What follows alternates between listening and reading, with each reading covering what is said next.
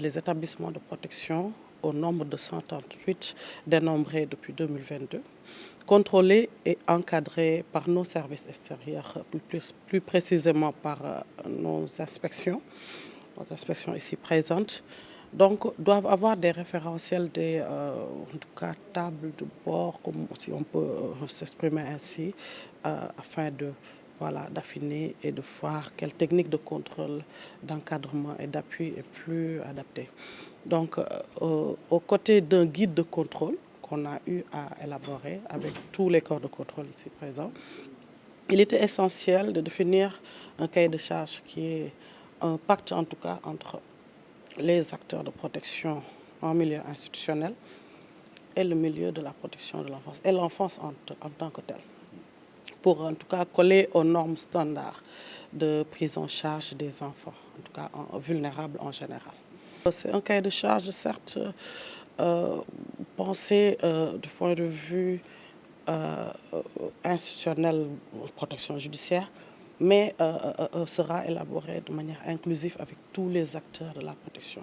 La protection de l'enfance interpelle une discipline, multidisciplinaire, une multisectorialité. C'est pourquoi on a associé tous les secteurs et on a choisi un processus qui sera décliné ici. Du choix en tout cas des thèmes, des points, du développement des contenus pertinents, jusqu'à l'édition, jusqu'à même en faire un texte, pourquoi pas réglementaire, pour les opposer au secteur, pour aussi en faire bénéficier, en tout cas aux praticiens, sachant ou pas, ou en tout cas toute initiative qui pourrait naître dans le sens d'accueillir des enfants. En tout cas, c'est des enfants, ils doivent être protégés. Et c'est le mot, c'est l'institution. Ces enfants. Tout à l'heure, j'ai parlé de protection de remplacement. Donc l'enfant est soit protégé dans le milieu familial ou protégé hors milieu familial. Donc quelle que puisse être l'entité où il se trouve, la protection de l'État doit l'y trouver. Nos centres qui sont, on va dire peut-être peu nombreux, au nombre de 12 étatiquement, je veux dire, reçoivent beaucoup de talibés tous les jours s'ils, en plus de leur vulnérabilité de rue, subissent des maltraitances notoires. Tous les jours presque. Ils peuvent même se rendre de par leur propre gré dans les centres de prise en charge d'urgence.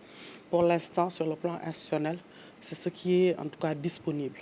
Et c'est d'où l'importance de ces genres de rencontres. Si après, en tout cas, une plus grande information, si tout le secteur est sur la même longueur d'onde quant à la nécessité de réglementer le secteur,